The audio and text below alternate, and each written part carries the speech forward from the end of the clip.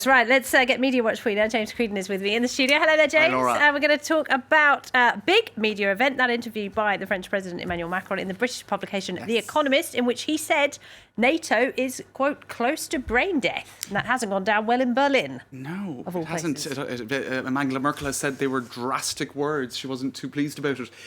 So what to say about this? Just a couple of reactions first. This is one quote from The Economist. They're saying, it's time for Europe to wake up, according to Emmanuel Macron. So he spoke about the European Union, he spoke about NATO. As regards NATO, this is how one Economist journalist who was present at the interview, Jeremy Cliff, summed it up. He said, look, Macron was incredibly frank during this interview. This is basically what he said: NATO is dead.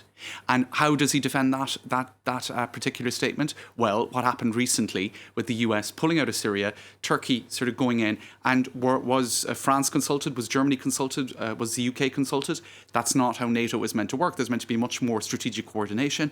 And there's also this notion that if one party or one member is at risk, then everybody comes to their defence. And he's basically saying that's not how it's operating right now. He didn't say it as plainly as that. He said, in terms of collective defence, does it still work? I don't know. Now, that's kind of not necessarily the dissuasive... I think a big question mark, because some people are saying that he's pushing for a European defence force with France at its head. That's one of the I think it's been a French idea for a long time that there would be the Europeans can no longer count on America, is the idea. And also Russia, a kind of a friendlier approach to Russia, because of course NATO was sort of created in some respects with anti-Russian, right? You know, to have a sort of a defensive bloc against Russia.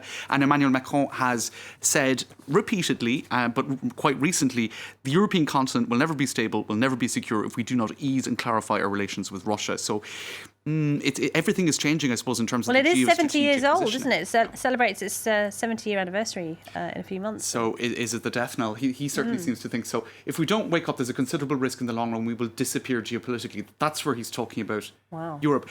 I think you could argue what he's doing here is he's setting the tone for discussions that are going to take place within NATO. There's going to be a leaders' summit in London in the beginning of December. So he's sort of saying, look, these are the risks. Let's get down to business and try to avoid this dismantling from happening.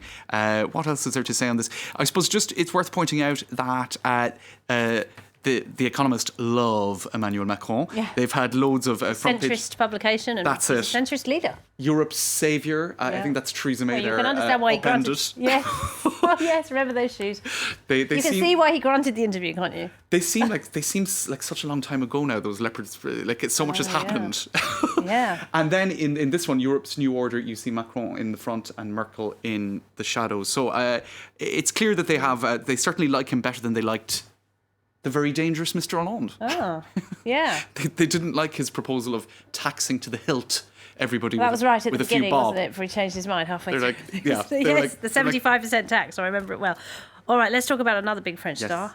Catherine Deneuve was sadly taken to hospital yesterday. She suffered a stroke while filming her latest film. Yes. Any update on how she's doing? Well, she seems to be doing okay, but what was quite extraordinary about this happening is she was filming a scene for a series called Red Bracelet or Bracelet Rouge or something like that. It's for TF1. Now, where was that being filmed?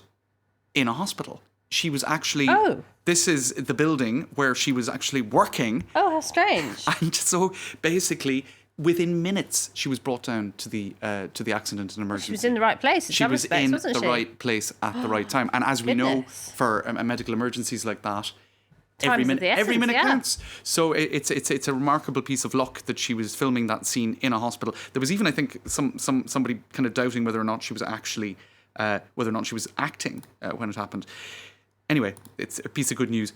Could we just... Oh, we don't have time. I was going to show you something else, but okay, we'll leave it with that piece of good news All right. about Catherine Deneuve. All right, great. James, thank you very much indeed. James Creedon, that was Media Watch. Now,